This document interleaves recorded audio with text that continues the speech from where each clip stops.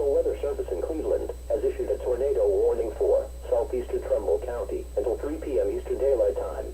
At 2:39 p.m. Eastern Daylight Time, spotters reported a funnel cloud near Hubbard, or 7 miles north of Youngstown. A tornado may develop from this storm. Doppler radar showed the storm moving east at 25 miles per hour. Locations impacted include West Hill,